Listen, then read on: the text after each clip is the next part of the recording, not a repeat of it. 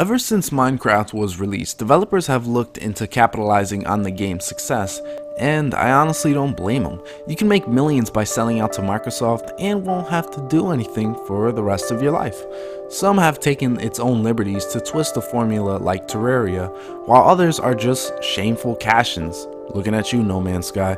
As we take a look at Rising World, we will find out if it is destined for greatness or destined for disappointment. As expected, you get a few different variables to choose from, such as how many resources there are, how abundant they are, animals on and off, certain animals you want, terrain, and caves.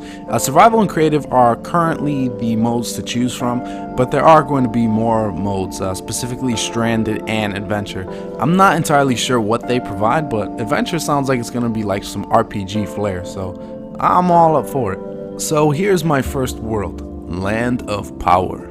Surreal terrain sucks. Do not pick it. I don't recommend it. Either flat land or just the average land, but don't pick surreal. It's not very surreal. It's just rocky.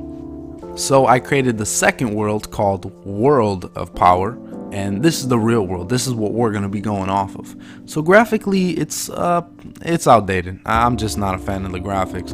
The environments are alright. The character models, basic. Animation, very basic, and also the frame rate is very low. I'm not too sure if that's just because of all the calculations going on, but hopefully the developers are able to optimize this. I mean, especially for PC elitists, you gotta get the frame rate at least up to 60, 75 preferably.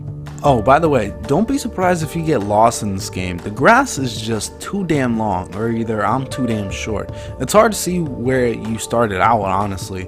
So I recommend just using a scythe so you can mark down your path. So there's a nice little guide to explain the fundamentals of the game, but it's not really necessary, but it is appreciated for the people that aren't familiar with the Minecraft-esque type of games.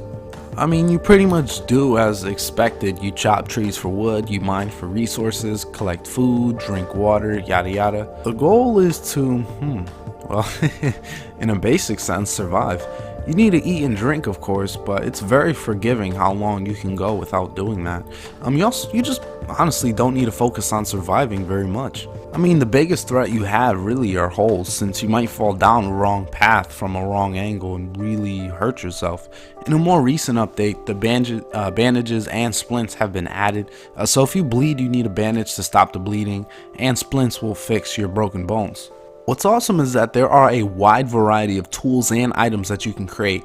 There's tools to manipulate the terrain, to burn ore, to weave cotton, to make hemp, smoke weed, furniture. I mean, there's a bunch you can make. But I believe we need a bit more weapons, especially bows. There's just a lack of them. And also, some armor would be nice. I know it's going to be a future update, but I'd rather have it sooner than later. What really makes Rising World stand out amongst the rest is the house designer. It's freaking amazing. So many different freaking brick types just to start out with. Stone, sandstone, cobblestone, marble, tile, brick. It's ridiculous. There's also signs, statues, flowers, furniture. It's a mix of also modern and medieval. It's a lot. The system that they got here is very intuitive. It's really easy to build a house. Right now I'm building a 2-story house with a basement. I got 2 statues in the front. It's pretty badass.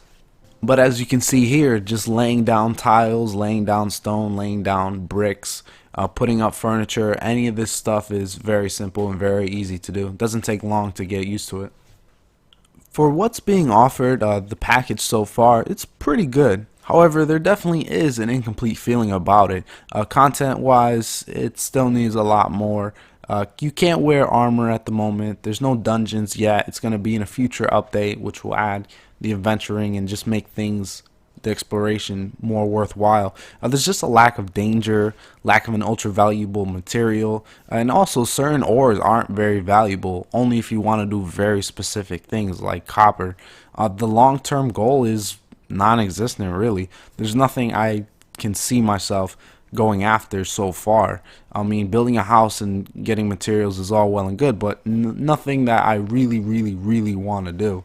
And option a dual wield, I mean, can it be a possible thing? Maybe to add in, have a shield on the left and an axe or a pickaxe on the right. I don't know.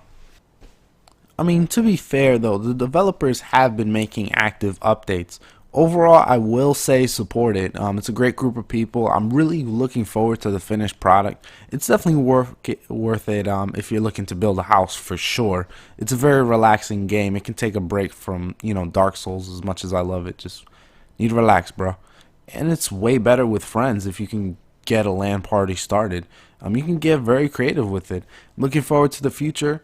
I hope everyone has been enjoying their day, whatever day I release this video, and I hope you enjoy the rest of it. As always, thank you for watching, and this is Pow3rh0use signing off.